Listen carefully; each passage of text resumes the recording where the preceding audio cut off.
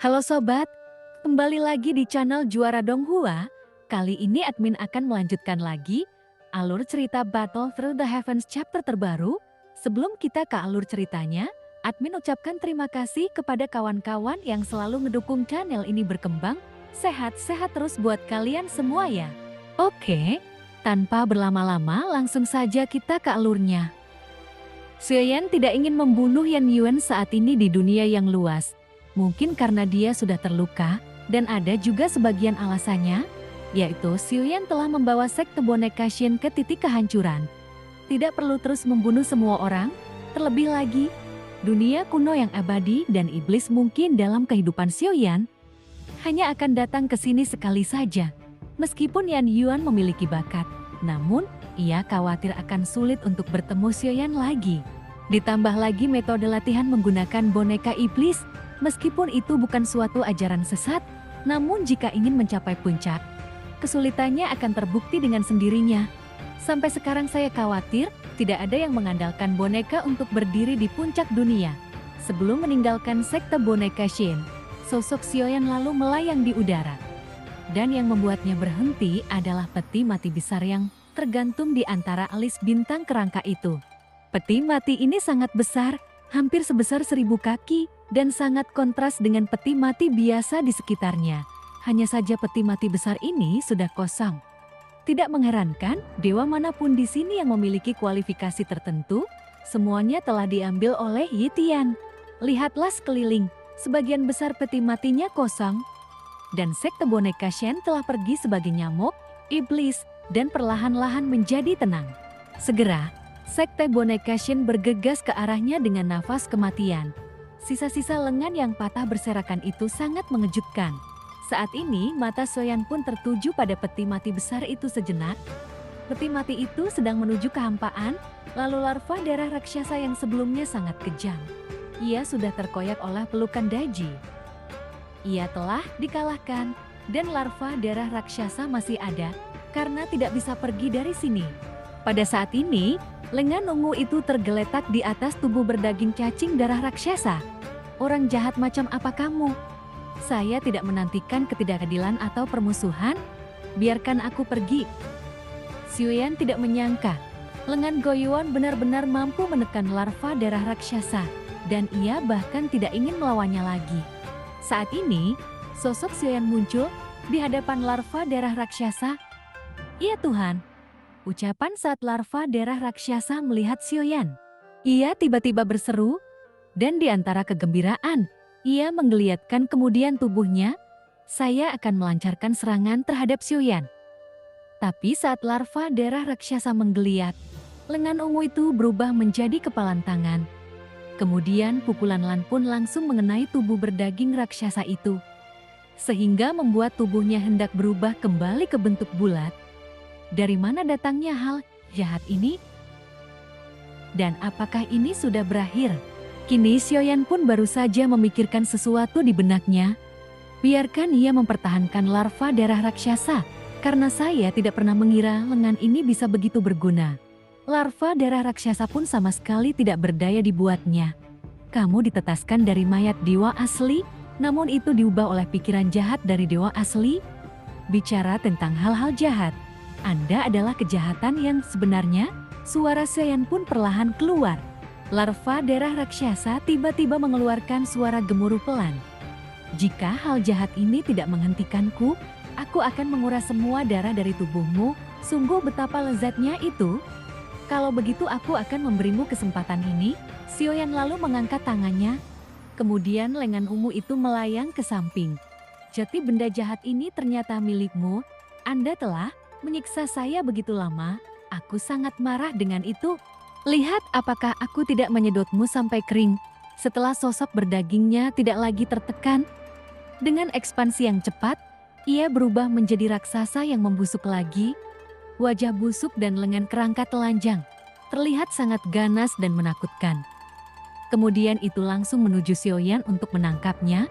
Xiaoyan pun tidak menahan diri kali ini, lalu tubuh itu tiba-tiba meledak. Dalam kabut darah yang meledak itu, petir emas tiba-tiba berenang di antara mereka. Kemudian terjadilah interkoneksi petir, dan setelah itu sosok yang sangat besar muncul di kehampaan. Perbandingan antara bentuk tubuh larva darah raksasa dengan itu, seperti orang dewasa dan anak-anak, dia hanya mengulurkan tangan untuk menekannya. Tapi apa yang dilakukan Xiaoyan lebih sederhana, desen dia bahkan terlihat tidak bergerak. Saat ini tubuh besar itu memang cukup mengintimidasi. Kemudian larva darah raksasa membeku, ia pun berkata, sepertinya ada sesuatu yang salah, kemudian ia berbalik dan ingin lari. Tapi sekarang, lengan ungu itu sudah mengaum dan menghentikan larva darah raksasa yang hendak pergi. Xiaoyan pun kini tidak lagi berbicara omong kosong dengannya, sebaliknya, telapak tangannya lalu tiba-tiba terangkat. Kemudian angin menderu yang menakutkan muncul, membuat daging busuk larva darah raksasa runtuh sedikit demi sedikit. Saat ini dalam sekejap mata, ia dikembalikan ke bentuk aslinya, hanya saja saat ini Xiaoyan tidak mau memusnahkannya. Meskipun larva darah raksasa diubah oleh pikiran jahat dari dewa aslinya, tapi itu juga membawa kenangan akan dewa aslinya.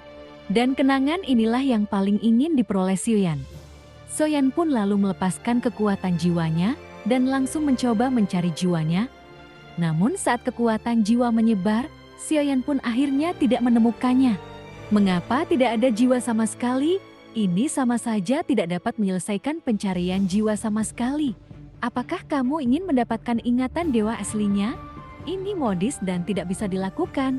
Dan mungkin hanya setelah ia benar-benar tumbuh dari larva darah menjadi raksasa, mungkin saja dapat ditemukan. Suara Jin Huansen segera terdengar di telinga Xiaoyan. Mendengar ini, Xiaoyan lalu mengambil kembali jiwanya. Saat ini pikirannya bergerak dan pada saat bersamaan, telapak tangan sudah mengarah ke larva darah raksasa. Kekuatan hisap yang kuat menghantamnya dan lalu larva darah raksasa tidak tahu apa yang terjadi. Apakah saat ini berada di antara bumi dan langit? Mengapa saya muncul di lingkungan yang asing? Di mana ini? Ini adalah dampak Genshin. Sial, kemana kamu mengirimku?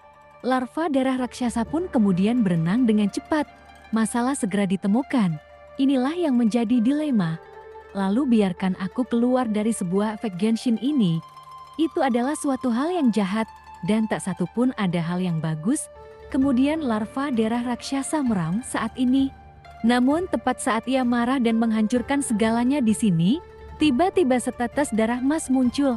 Larva darah raksasa tiba-tiba terasa seperti anjing melihat tulang dan bergegas dengan penuh semangat. Darah dewa asli, itu enak sekali, cepat keluarkan. Aku ingin sekali darah dewa asli itu, dan mengapa kamu memenjarakan saya? Cepat keluarkan. Tepat ketika larva darah raksasa meraung dengan marah, lengan ungu yang familiar itu juga muncul di ruang ini. Dan ruang ini adalah runtuhan roh dari pagoda Zichen Suling. Setelah Bo Yuan ditangkap, di sini sudah kosong dan tidak ada apa-apa. Larva darah raksasa berpengaruh saat ini dan akan sangat disayangkan untuk melepaskannya. Saat ini lebih baik menangkapnya, kemudian berkultivasi secara perlahan. Adapun apakah Anda bisa tumbuh menjadi raksasa, Xiaoyan sebenarnya tidak terlalu peduli. Sesuatu seperti ini dapat dibudidayakan, dan ini adalah kekuatan yang cukup bagus. Belum lagi kekuatannya adalah satu hal yang sangat bagus. Sama seperti iblis seperti Yetian. Itu semua adalah keberadaan yang sulit untuk dihapus sepenuhnya. Kenapa kamu ada di sini? Kamu makhluk jahat. Jangan lakukan itu. Bisakah kamu tidak memasuki tubuh orang lain dengan santainya seperti itu? Dan saat ini Lingshu tidak butuh waktu lama untuk ketenangan kembali. Lalu larva darah raksasa yang berdaging, terdapat lengan ungu tergeletak di atasnya dan ditangguhkan dengan tenang di dalamnya. Xiaoyan pun kini melambaikan tangannya, lalu kompas yang diberikan oleh Yuyan muncul di bawah tubuhnya. Setelah duduk bersila di atasnya, itu berubah menjadi Changhong dan menyapu menuju kehampaan. Pada saat yang sama, ketika Xiaoyan melambaikan tangannya, sesosok berdiri di sampingnya. Meski aura sosok ini stabil, tapi sangat lemah, mungkin sepertinya ia telah kehilangan vitalitasnya sepenuhnya, dan hanya satu nafas yang tersisa untuk bertahan seumur hidup.